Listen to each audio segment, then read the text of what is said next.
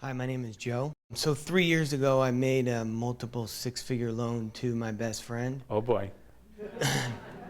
And it was on the pretense I was on a handshake that he would need it for 5 months to complete 16 homes that he was building. And he really came to me begging, and he was in a bad way. And, you know, he had really taken me along in this faith, and I just thought he was a stand-up person. So I gave it the loan for 5 months. And I gave no collateral, or there was no contract. And so for 3 years, it was kind of this back and forth. You know, I went through all types of range of emotions. And it culminated last Tuesday. I finally had to sue the guy. And when we went to serve him the papers, he was on a 2-week vacation. And then finally, when he got back and they served the papers, turned out he actually claimed me in the bankruptcy, which he swore he would never do. Mm-hmm. So I just about lost it, you know? And so now it's just a reality. I mean, basically the money's gone. So what is your current inner experience having to do with all that's happened? Like I said, I can go one way or I can go the other way. Yeah. I mean, So anger, absolutely. yeah. Hurt, Yeah, I mean, well, here's the thing, is I have to take a job now, but doing something I would never do in my life. I work construction now, just trying to pay the bills. yeah. So every day I lace up those boots to go to work every day. You know, I'm lacing my boots up with tears in my eyes.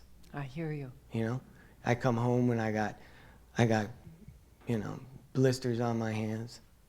Well, and part of what I hear you saying, that perhaps the worst part about it, and you tell me if this is accurate, is the betrayal, the sense of betrayal.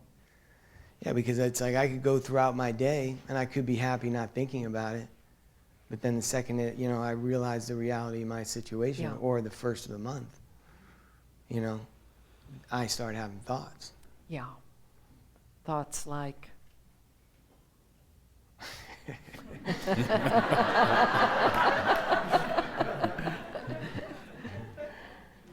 You know? Yeah, I think I get some of those thoughts. Which are understandable, which are very understandable. So what really is your intention here this evening? Are you looking inside yourself for a way to find peace with this? Yeah, I mean, I know the real thing I need to do is just look at making more money, and I understand that. But, you know, I beat myself up a lot. And when you're in that mode, what are the kinds of things you tell yourself? You're an idiot, you know? And what's wrong with you? How could you have done this? See, now what you've done is you've internalized the same process. You're no longer just making him wrong. Now you're making yourself wrong. So now you've got two people that you're judging and condemning and making wrong. The more people we make wrong in our lives, the more pain and suffering we will have. I can't emphasize that too strongly. The more we make people wrong who are in our lives, the more pain and suffering we will have. Because I think it was one of Buddha's quotes was like, being angry at someone who did something wrong is like holding a hot rock, getting ready to throw it at them. In the meantime, you get burned. So you've got yourself in a position where you really can't go anywhere as long as you insist on being in the wrong-making business. I suspect the day you made the loan, you didn't get up that morning thinking, let's see how much of an idiot I could be today. It seemed like a good idea at the time. So you had a positive intention. You thought you were helping out somebody. It just didn't turn out that way. Mm-hmm. So in a sense, what you're doing now is you're compounding the thing day by day by day by day. because you've not found a way to let go of it. So how do you do that? So the way you do that is, can you have compassion for the Joe who thought he was really doing a worthwhile thing, trying to help somebody, and it just didn't turn out that way? Can you have compassion for that Joe? Yes.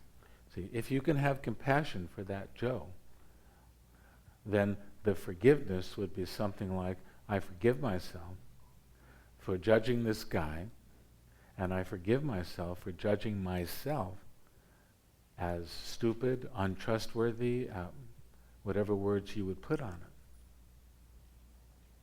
it. It's a letting go process. It's a letting go of the judgment process. You can't change what happened. All you can do is you can let go of that which the hot rock you're holding on to. You just put it down. Think of yourself as a piece of wood, and somehow you've got about 10 strings, and someone has dragged that piece of wood down into a body of water and tied it to a rock or something down below. And it's just staying there because it's being held down, but that's not its natural state. And you come along with something like a tool like self-forgiveness, and you cut a string, and to that degree float up slightly. When you cut the last string, you soar up. So I gotta get a pair of scissors. Well, A pair and- of cosmic scissors. And really, compassion, self-forgiveness is that pair of scissors. See, because, if we take this a little bit further, you mentioned this as betrayal, that you experienced his actions as actions of betrayal. And what I also hear you indicating is that you betrayed yourself, in a sense, because your discernment wasn't really operating, and you didn't take care of yourself in the process of making the loan. And so through the process of compassionate self-forgiveness, not only do you dissolve the judgment, but you can dissolve the betrayal. Most of us have experienced betrayal in our lives, but I would suspect that you've had other experiences with betrayal. Would that be accurate? Yes. Yeah. See, and so there's an opportunity for you to really utilize this to heal the pattern of betrayal inside yourself.